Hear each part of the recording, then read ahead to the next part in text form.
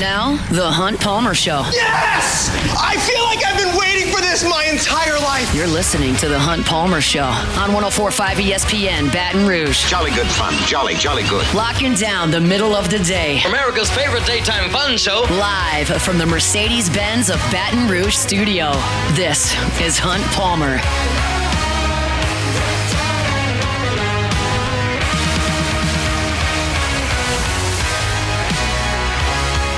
Number 2, Monday edition of the Hunt Palmer Show, presented by Gulf Coast Office Products. No guests today. Tried to get a few of the Saints media, but it was just terrible timing with us. There are 3 consecutive press conferences right during our show. Darren Rizzi talked. Tyron Matthews going to speak as well, and I think Mickey Loomis will also take the microphone today. So they're all a little busy with their actual jobs to come on. And then Denton Day is tied up as well. We'll talk to Denton tomorrow about the goings-on in the college football world. But I'm going to spend a lot of time on that today, and we'll start right here. Back, we got to get a status update on my picks, which I have here, but I haven't graded them. Do you know what we did? I do. Did we have a winning week? No. That's unfortunate. Quite the opposite, actually. No. Yes. I don't like to hear that. What'd I do? 1-5. No, that can't be right.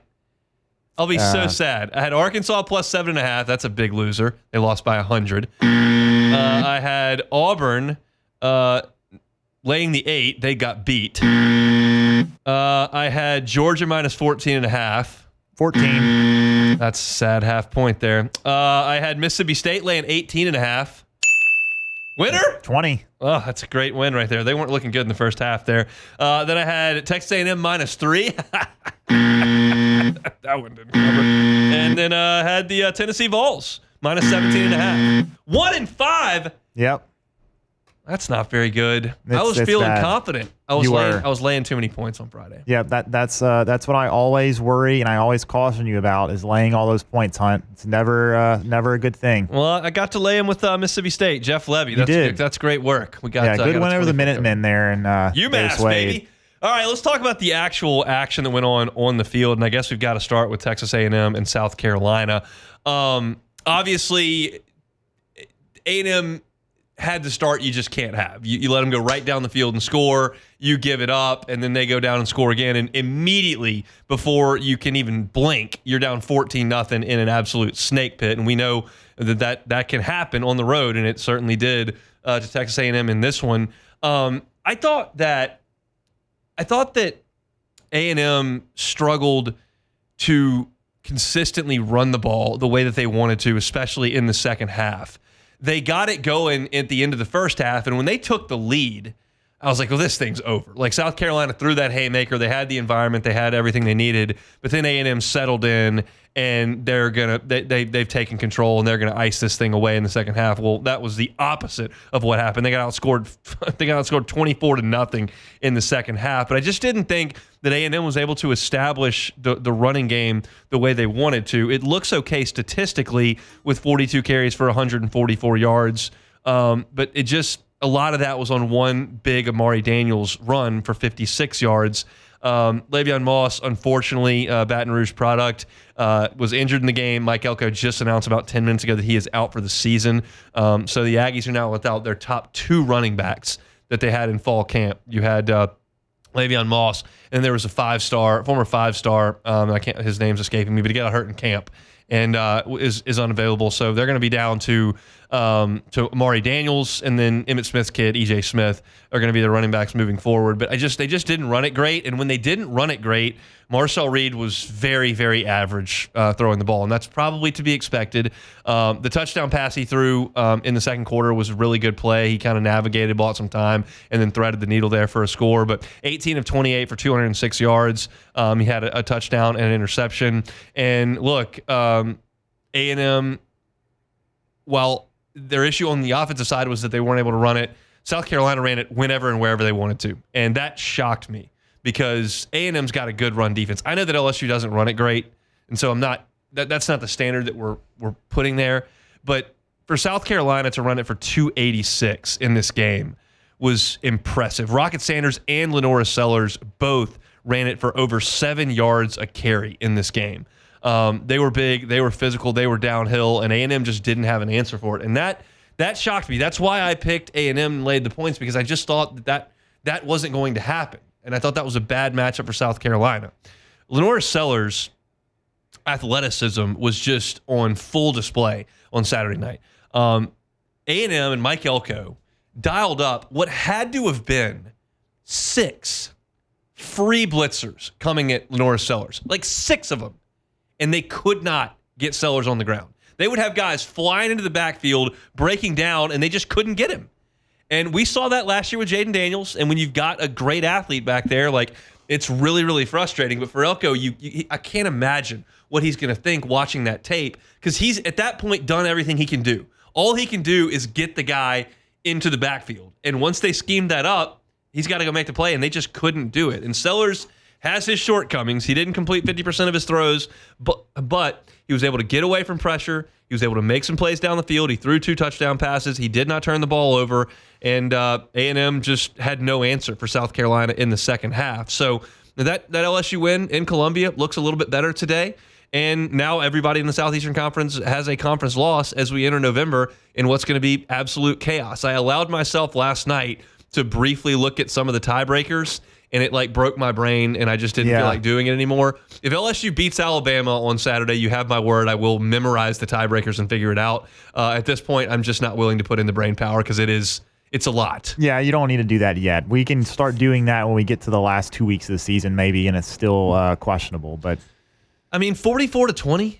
Does that surprise you? Oh, how can it not surprise anybody? I mean, South Carolina to be fair to South Carolina, they have played pretty well in almost all their games this year. The loss against Ole Miss was not good, but they really took it down to the wire against Alabama. They blew out Oklahoma last week. And obviously they played LSU tight. And this game kind of looked like the LSU game to me a little bit in some regard, because they came out really hot, and then A&M fought back. But Sellers played the whole game, and he went out against LSU. And a lot of people look at that game and say maybe if Sellers stays in, they can win. Obviously, that's a what if that you can't really logically go through. But at the same token, he didn't go out in this game. He looked really good running the ball, and A&M couldn't get him on the ground. They had no sacks in that game, and so man, what a performance and what a game for Shane Beamer. A lot of people were wondering about what his status would be going into the season. He's got a couple of pretty good wins in the conference. So I've got a Shane Beamer take, and we'll close the segment here, and then we'll come back and talk about the rest of the games. But here's the take. South Carolina has a putrid football history. It's awful. You take out that blip of Spurrier, where you happen to have a great coach, and in the state you produced Marcus Lattimore, Jadeveon Clowney, Stephon Gilmore. Like the state was churning out some of the best players that have ever played for South Carolina in a short, and all the stars lined up, and they got to Atlanta. They won 10 games 3 years in a row. Connor Shaw was a good quarterback for them. But outside of that, it's been pretty much awful. Alshon Jeffries, one I didn't mention. Outside of that, it's been pretty awful. And Shane Beamer is not a great coach, but he's a good fit for South Carolina. He's young. He's got a lot of energy. He's got some edge. He does some things a little differently with social media and whatnot. They've recruited pretty well. I think they might flip the tight end Mike Tyler from LSU to South Carolina. He was there at the game against Texas A&M. They're never going to win the SEC while he's there, and that's fine. But I don't think South Carolina can ever win the SEC unless they get a coach like Spurrier. I think that more often than not, they're going to win 6, 7, 8 games, and that's kind of where you need to live. I think at South Carolina, you hire the wrong guy, you can back up in a hurry. And I think that he will keep them competitive. It's a tough gig because Georgia is right there and Clemson is right there, and it's just it's a hard job.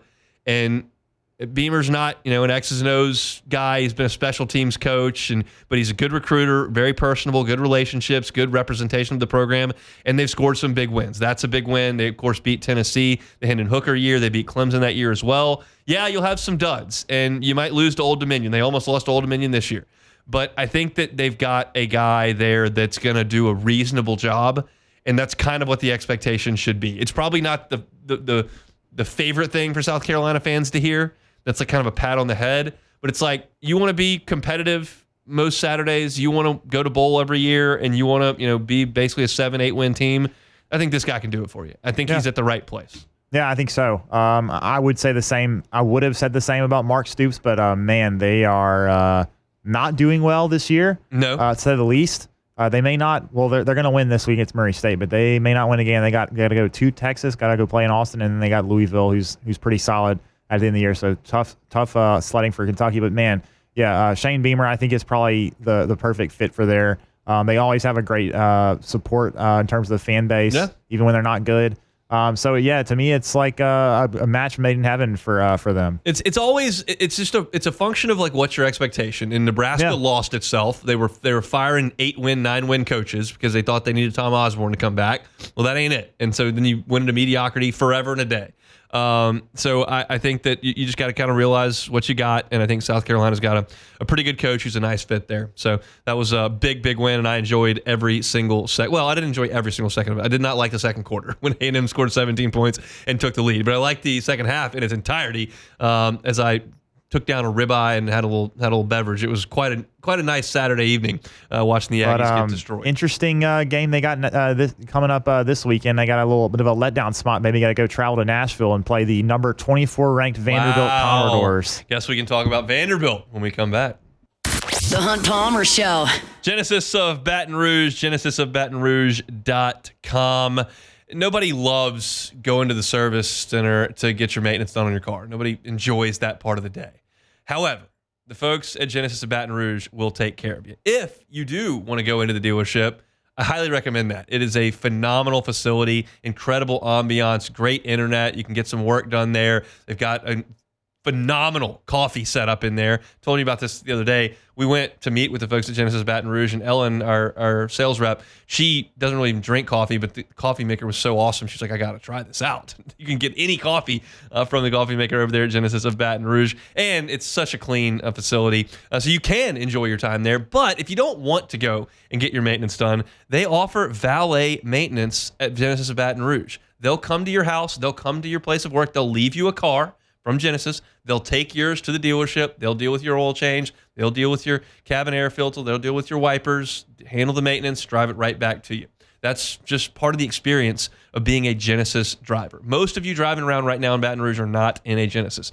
Genesis hasn't been around in Baton Rouge that long. Put them on your list when you're next in the market for a vehicle. The line is phenomenal. It's sleek, drives great, safe.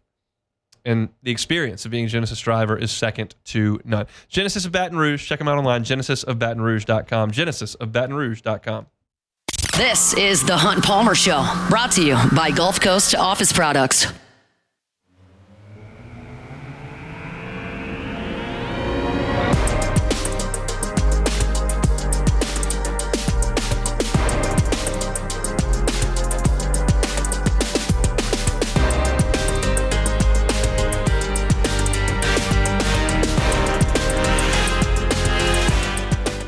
All right, chugging through the SEC slate from Saturday, full day of watching football for Tiger fans who didn't have a tailgate to get to or a game to lock in on for 4 hours. There's a lot to chew on. Florida, Georgia was interesting. Florida goes into the half leading 13-6. Georgia turning the ball over once again. Carson Beck just loves giving out interceptions. Just loves chucking it to the other team week after week after week. Kept Florida in this one, and they had a chance to win this game, and then DJ Lagway goes down with the injury, and you have to turn to your third-team quarterback. Graham Mertz lost for the year, and it looked bad for Lagway, who was carted off the field. They go to Aiden Warner, who he went to Yale last year and then left and walked on at Florida. 7 of 22 with an interception for Aiden Warner. They had no chance to move the football, really. They scored one touchdown with him in the game, but Georgia was able to continue to plug along. And Beck is productive. He threw for 309 yards, but it's just those 3 interceptions that let Florida hang around. And so it's very interesting, like, what Florida is going to feel about this season. You lose to Georgia, but you were really competitive in the game, and you had a third-team walk-on quarterback out there. You were really competitive in Knoxville.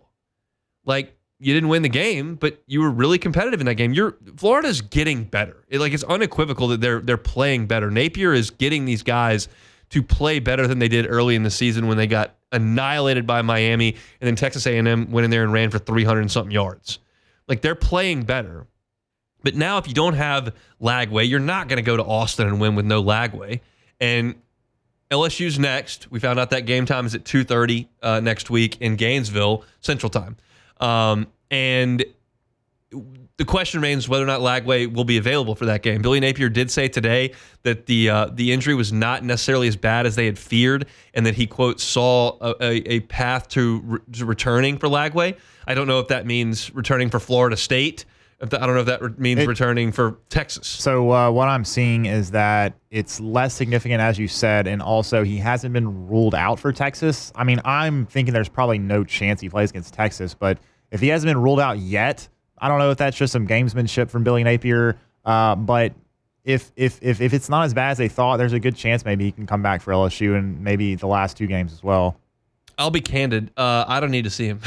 Well, that would be good. I'm good with Aiden Warner as I'm trying to make the playoffs here. So we'll see. But it's interesting what the Florida administration feels about Billy Napier, because it's evident that he's moving things in the right direction with this team. But is it fast enough? This is year 3, and you're going to probably finish under 500. Now, you got a chance to beat Florida State. They're not very good, but your odds of beating Texas, LSU, and Ole Miss are not awesome.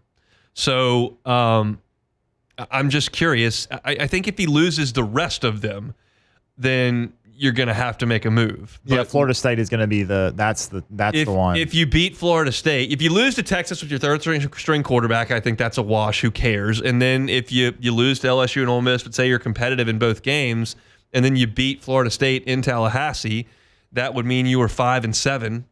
What do you think? To me, it's almost. I mean, it's not a similar situation, but to me, it's kind of like Dennis Allen in a way. I mean, you have all these injuries. But they obviously are not going on a losing streak like the Saints did. But at the same time, it's like, how do you really evaluate what's happening with all these injuries? I mean, Graham Mertz was the starter. He was solid, but when you go to DJ Lagway, he looked okay. He really didn't play very well in that Georgia game, but he kept them in the game, and they were winning before he went out. Yeah. So yeah, man, it's going to be Florida obviously have pretty high standards, and going 5-7 is not going to be something they're going to be happy about, regardless of how well they've looked in losses. So I'm not sure, man. To me, I think if he loses these next 3 and beats Florida State, I wouldn't be shocked. I would not be surprised if he's out. More interesting result on Saturday: Vanderbilt winning or Auburn losing? I would have to say Auburn. I was going to say Auburn losing, scoring 7 points at home against Vanderbilt. That is surprising to me. Now, it's not surprising what Vanderbilt did and how they did it, because they've done it every game, pretty much every game they've played in. They ran 38 times. They only got 84 yards, 2 yards a carry. They didn't do anything really on offense. They scored 2 touchdowns, but Auburn just was completely inept, and it's weird. It doesn't really make a lot of sense if you look at the box score, because Peyton Thorne was 20 for 29 for 239 yards. He had a touchdown pass, but they couldn't run the ball either.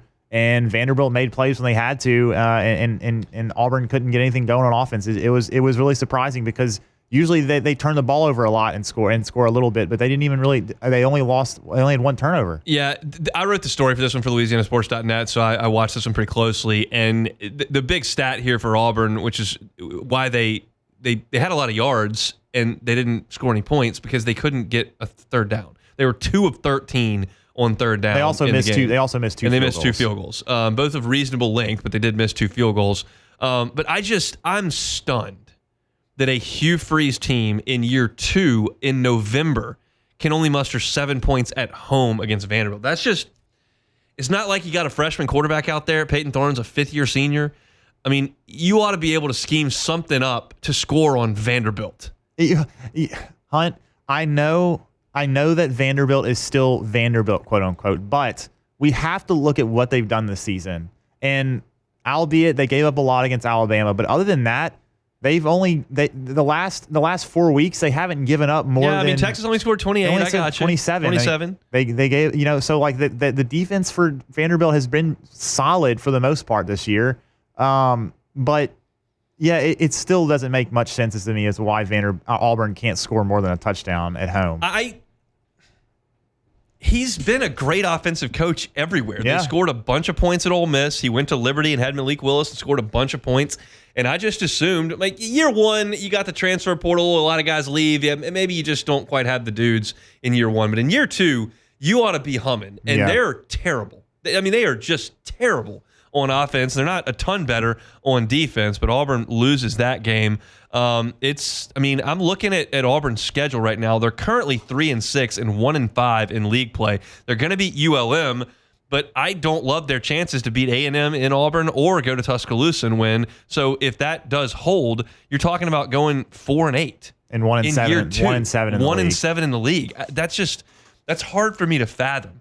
And their schedule, it is tough, but you lost a home game to Arkansas. You lost a home game to Vanderbilt. You lost a home game to Cal. Oklahoma. And Oklahoma's terrible. Those are all home games that you're not able to win. Yeah.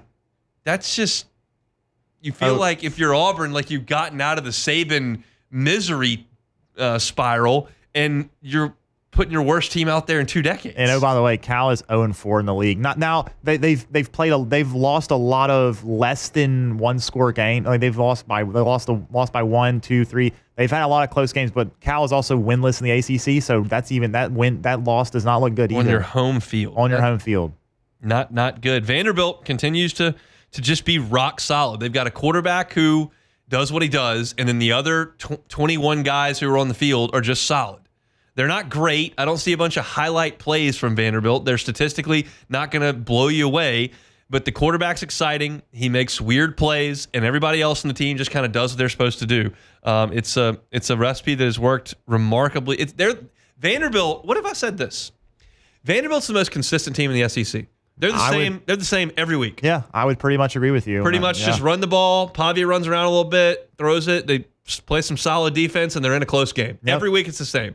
Like Ole Miss has been schizophrenic. LSU's been schizophrenic. Georgia turns the ball over too much. Never know what you're going to get out of Alabama. Vanderbilt shows up every week, and this is what you get. And that's a huge testament to Clark Lee and what they're doing. Speaking of schizophrenic, Arkansas. I mean, what in the world was that?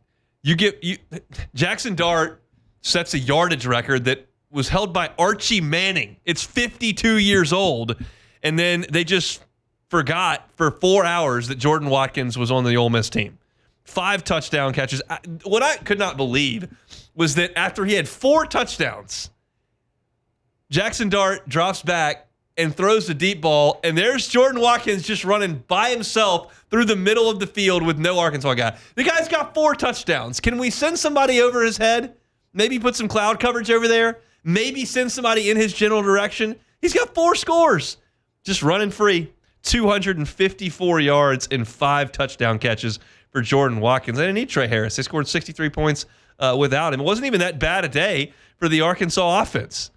They had to go to a backup quarterback as Taylor Green was banged up, but they threw for 365 yards and ran it for 121.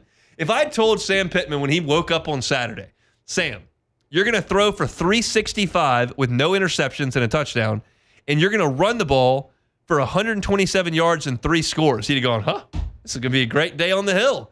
I'm going to get me one of them cold beers. Well, he might need a cold beer, but you gave up 63. And right before the LSU game, because they were coming off the Tennessee game, Arkansas fans were lauding their defensive coordinator as the greatest thing that had ever happened to the program. Now they're giving up 63 points just 3 weeks later. That's life in the SEC, I guess. The Hogs fall to 3-3 in league play. If any Razorbacks fans maybe want a silver lining here, they've won and lost the last 6 games. 1, 2, 3, 4, 5, 6. Auburn won, lost A&M, beat Tennessee, lost LSU, beat Mississippi State, lost Ole Miss. So they're due for a win against Texas this week on the Hill. So I don't think so. I mean, let's see what happens. I don't think so, but we'll see. That's going to be a it's great a week-to-week league. If there's anything we've learned so far through this SEC season, you just really can't predict what's going to happen because every week something crazy happens. Tennessee keeps rolling. They beat Kentucky 28-18. Wildcats fall to 1-6 in league play. Nico had a good game, threw for 292, and of course they run the ball a ton. They ran it 44 times. Dylan Sampson, who's a Baton Rouge product, I believe, or a Louisiana product. Yeah, Baton Rouge product. Yeah, Baton Rouge. Yeah. He goes for 142 on 5 yards a carry for Tennessee. They love to run the football on the Vols right now, looking like a team that very much is right there in the mix to make the playoff. They've got Mississippi State coming up this week at home. They'll handle them with ease. They're at Georgia, which is going to be the one, and then you've got UTEP, and then at Vanderbilt, which I guess could be technically a little bit interesting. But I like Tennessee's chances. I'll say that. So we'll see. We come back. Let's set the stage for LSU and Alabama for the week. We'll do that when we come back. The Hunt Palmer Show. Highland Insurance Group. Jonathan Carbo and his team, fantastic to work with. They can handle your property and casualty insurance. They can also handle your group and employee benefits. It's a one-stop shop for all things insurance. There's, of course, another storm that looks to be brewing right now. It feels like you can never get out of hurricane season, and we always know there's another one that is coming. Make sure your insurance program has you covered when those hurricanes do come through. Make sure you've got your flood insurance. Make sure you've got the proper deductibles and the proper property values. All that is so important, and you got to get it right. And the team at Highland Insurance Group will do that. Check them out online at highlandig.com. Think of them as a consultant. They're part of your team. When you're running a business, you got to be thinking about running that business. Let them handle the insurance for you. It's Highland Insurance Group, highlandig.com. You're listening to The Hunt Palmer Show, brought to you by Gulf Coast Office Products.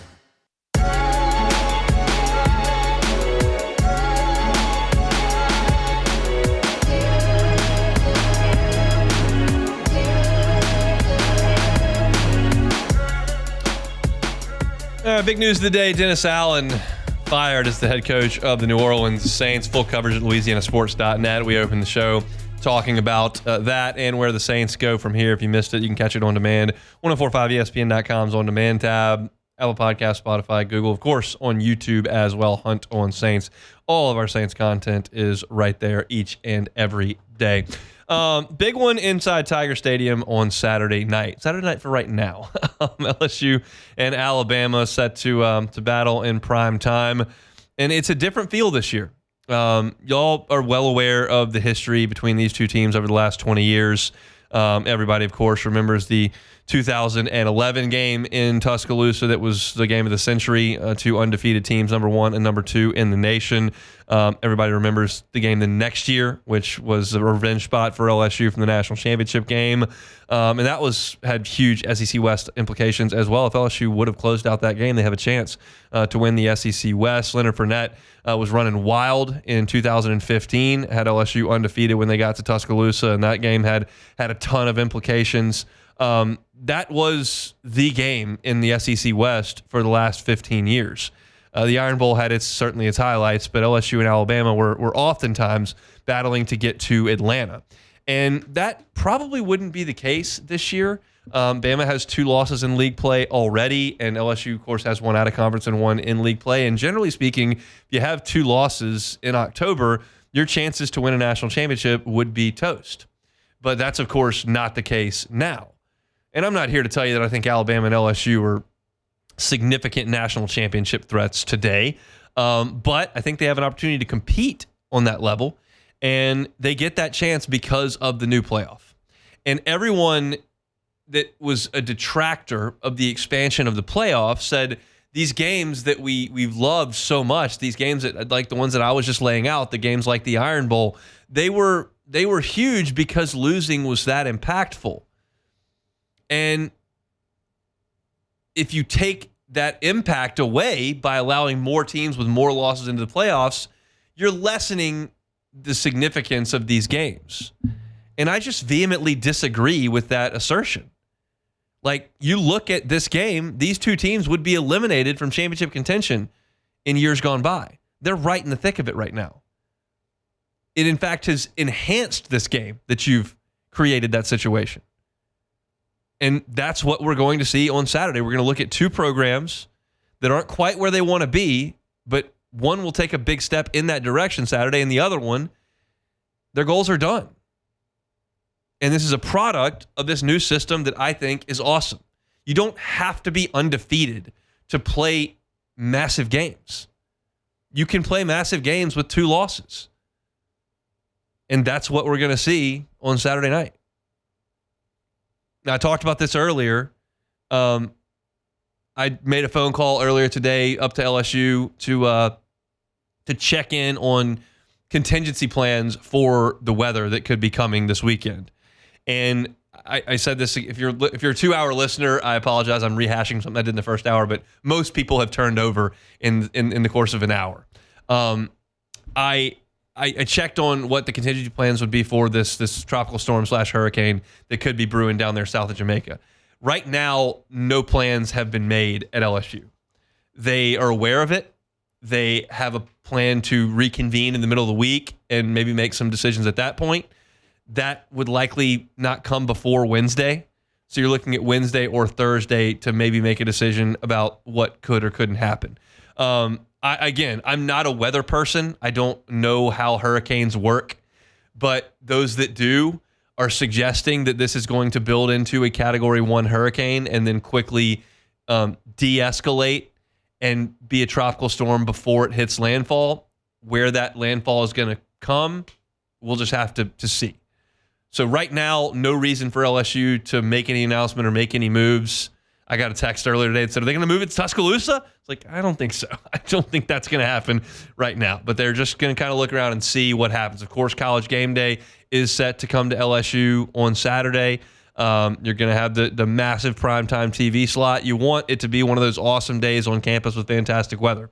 We don't know. We can't tell just how this hurricane's going to develop and where it's going to go. But right now, everything is still on the table, and they're planning to move forward with this game as scheduled with a 6:30 kickoff inside Tiger Stadium. I can't wait to start breaking down the ins and outs of this game. I've got one piece up at LouisianaSports.net right now detailing the game that goes just purely into the numbers from an Alabama perspective. And some of the defensive numbers are a little jarring because they're ranked 10th, 11th, 12th, 14th in the league, in a 16-team league, in some of these defensive metrics. And that's just not what we're used to seeing from Alabama, especially with Nick Saban at the helm. They've scored a lot of points. They've won a lot of games. They're a talented team, but they've had their issues on the defensive side of the ball, stopping the run and creating negative plays. So we got a lot to discuss over the course of 5 days here as we get you ready for LSU and Alabama. Have some Alabama guests come on. It's a big week, and we always invite you to head over to LouisianaSports.net for our content. It's going to be free all week long, as it always is, as we get you ready for LSU and Bama coming up from Tiger Stadium. All right, we'll step aside, take a timeout. When we come back, Greg Sankey got mad at everybody in the league and sent a scathing memo. What do I think about it? And we'll play some Take It or Leave It as well. You're listening to a Monday edition of The Hunt Palmer Show. The Hunt Palmer Show. Boudreaux's Electrical Services. I just mentioned that hurricane might come through here. What's one of the worst parts about hurricanes? Losing power. Complete nuisance. Doesn't happen if you've got a Generac generator from the folks at Boudreaux's Electrical Services. Give yourself the peace of mind to know your power's not going to go out because you've got that home standby generator from the folks at Boudreaux's Electrical. Give them a call, 985-397-1562. 985-397-1562, or in the 225 area code in Gonzales, 393-89. That's 393-89. Or the easy way, BoudreauxElectrical.com. You can get everything you need right there. It's Boudreaux's Electrical Services. Check them out online, BoudreauxElectrical.com. This is the Hunt Palmer Show, brought to you by Gulf Coast Office Products.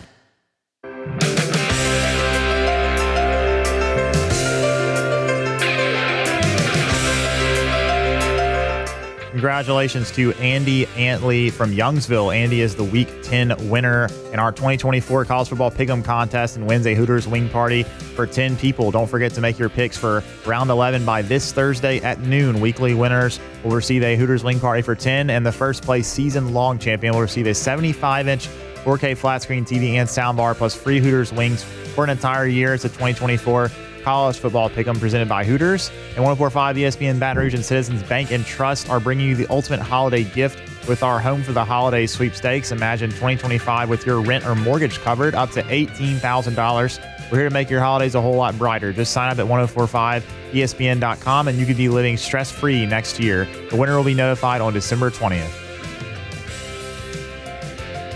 All right, closing up shop here. Monday edition of the Hunt Palmer Show presented by Gulf Coast Office Products. GCOPnet.com is the website. All your printing, scanning, copying needs, Gulf Coast Office Products has you covered. They got a ton of resources all over the state, certainly here in Baton Rouge, over $1 million of inventory ready to roll here.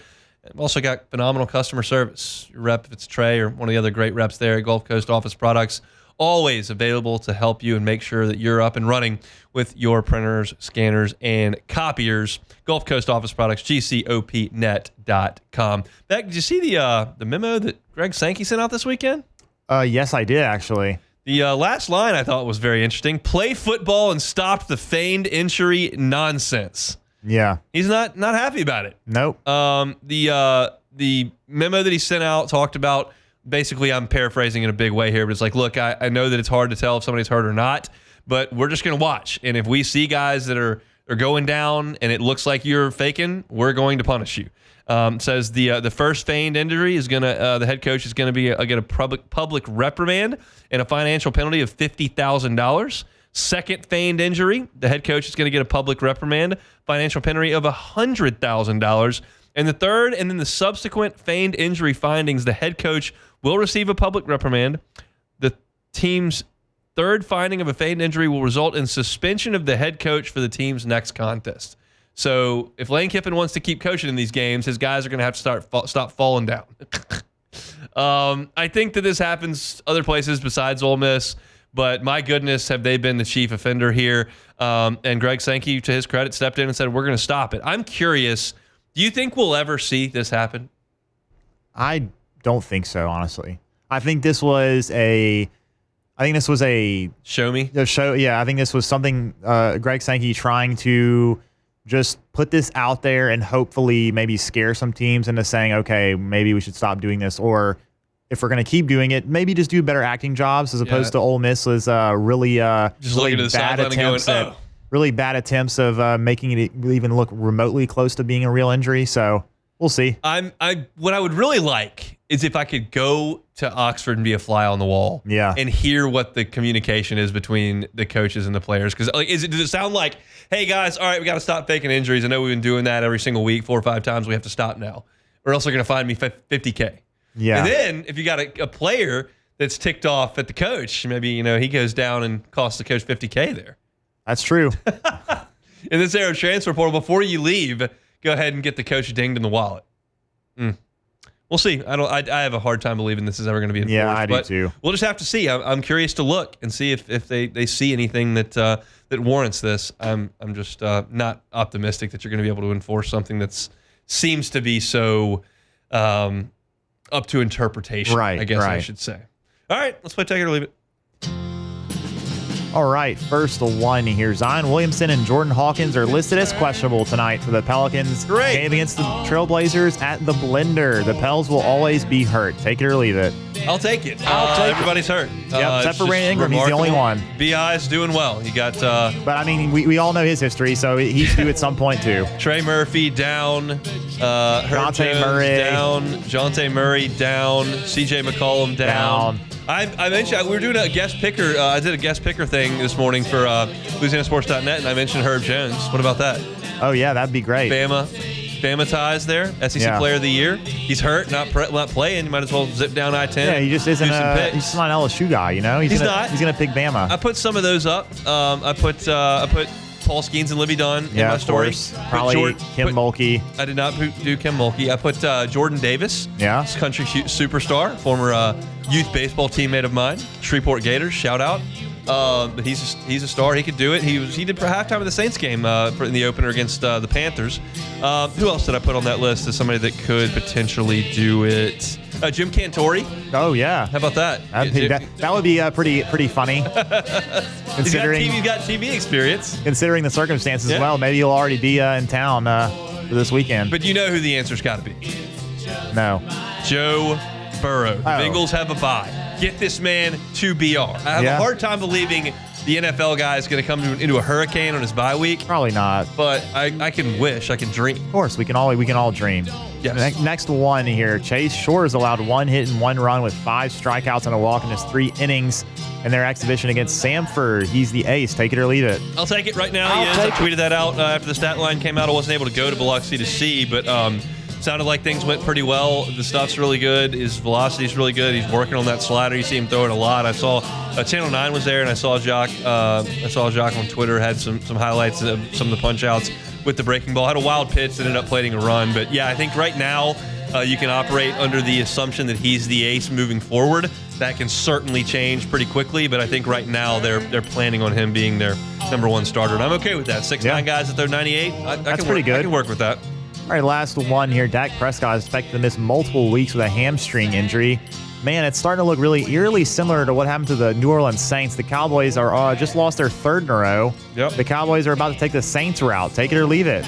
I'll leave it. They're in a little bit different situations there. I did think it was interesting that Taylor said on their show last week, before Allen got fired, obviously, he's like, Dennis Allen gets less hot seat talk than Mike McCarthy, and Mike McCarthy has gone 12-5 3 years in a row, and that's the expectation in Dallas. Like he might be on his way out after 3 straight 12-5s. Dennis Allen's trying to sniff 500. Yeah, and they're not even talking about it. But as we know, that did happen. Yeah, and also it's the Cowboys, so Jerry Jones, you never know what he's going to do. And let's just look at the schedule. They lost 3 in a row with the Falcons loss. They've got to play the Eagles at home. They've got to play the Texans at home. And then they've got to go to Washington, play the Commanders. And then the 7th one is at home against the New York Giants. And but look at this. It's similar to me because the Saints, their 7th loss was to the Panthers, who is a division team, a rival. The Giants are obviously a division rival for the Giants, or for the Cowboys. And and everyone would think, okay, they're going to be the Giants. The Giants stink. Well, what if they lose that one? Then what? I think he'll be fine. There you go. If they lose all of them. So yeah, that's not a lot of NFL coaches withstand 7-game skids. Yeah, and you lose 7 straight, that's probably going to be it. Yeah, and Dak Prescott probably out at least the next 3 weeks, most likely 4 weeks with everyone. Is it Cooper Rush season? Cooper Rush. It's time for Cooper Rush. Yes. Cooper Rush season. So let's see what happens. All right, that's it for Take It or Leave It here on this Monday edition of the Hunt Palmer Show. The news of the day, obviously, Dennis Allen has been fired as the head coach of the New Orleans Saints. There are layers to that. I talked about it at the top of my show. You can also check out on Twitter the reel and then the full form of what I had to say for the first 10 minutes of the show today. And basically, the genesis of it was like, hey, you've got to tear this whole thing down. And maybe, just maybe, the Saints needed the shock, the jolt of losing to the worst franchise in the sport to look at themselves in the mirror and go, okay, we've certainly got to make a change here. And they did. And that's step number 1. The trade deadline is 24 hours away. The Saints need to be active in that window. They need to get rid of Marshawn Lattimore. They absolutely need to get rid of Chase Young. They need to recoup any assets they possibly can at this point because they're going to have to go heavy into the draft. They don't have the money to go into free agency and fix this. They're $60+ million over the salary cap for next year already. You're going to have to do a bunch of restructures, try to save some cash one way or another, but you've got to draft well or else you're toast. And that's got to be a huge focus for this team moving forward. So try to sell what you can, get the assets that you can. This season's sold down the river. You've just got to make a change. And they've started there. My fear, though, and I talked about this at the top of the show as well, is that this job, because the executives have not done a good job recently, the salary cap's in terrible shape, the quarterback's not one that a lot of folks are going to trust routinely. It's just not a super desirable spot. But as I mentioned, there are only 32 of these. Somebody's going to take a swing at it. Like Clint Kubiak knew he was walking into a tough spot, and turns out it was really tough. But there's only 32 offensive coordinator spots, and one got offered to him, so he took it. That's what I think you have to hope for when you're talking about a head coach coming in, kind of in the situation Sean Payton was in, and all of a sudden it went to gold. That feels like a long, long way away, but we'll see, and we'll certainly keep you posted on all that as we learn more. You can check out all our stories on the firing, Ross's opinion column on what's next, some thoughts on potential candidates for the Saints to hire. All that is at louisianasports.net, so go ahead and check all of that out. First 30 minutes of the show were spent on the Saints and Dennis Allen. Then we got to some Brian Kelly thoughts from LSU's press conference, especially Garrett Dellinger being out and Paul Mabenga being plugged in at that point. So if you want to hear some LSU, you can check it out on YouTube at Hunt on LSU, or go back wherever you listen to podcasts and hear it at 1:30. Michael Thomas continues to tweet and continues to tweet and continues to tweet I gave my thoughts on those tirades at the end of hour number 1. 1-5 week against the spread in the SEC. That is putrid by me. Now I'm only 2 games above 500. That is trouble. We'll have to rebound from that coming up on Friday. All right, that's it for us. Matt's going to drive you home on After Further Review. I'm sure he'll have plenty to say about Dennis Allen and the New Orleans Saints. Come back tomorrow. Talk lots of LSU-Bama as well as Saints reaction. Have a great Monday. It's the Hunt Palmer Show. The Hunt Palmer Show. Make LeBear's Baton Rouge game day headquarters this season. They've got the biggest screens around, and now you can bet and dine at ESPN Bet in person. Fantastic place to watch games. They've got these individual seats with these nice tables that pull in front of you. Got a wait staff that'll come get you something to eat or drink. The screens are massive. They got games everywhere. You can get up. You can wager a little bit. They've got drink specials. They got a blackjack table in there. The sportsbook is the place to be over there at LeBear's. Go check out ESPN Bet and sign up today for the Cover 5 SEC contest. I was terrible, as you might imagine, over the weekend. Dropped back to middle of the pack. Got to make a push late. Maybe you're a little late to jump in on the season-long standings, but you got plenty of time to jump in and do it for your weekly prizes. If you're not a member, get the Pin Play app today. LeBear's Baton Rouge is your live sports headquarters. Must be 21 years or older. If you have a gambling problem, call 1-800-589-9966 for help.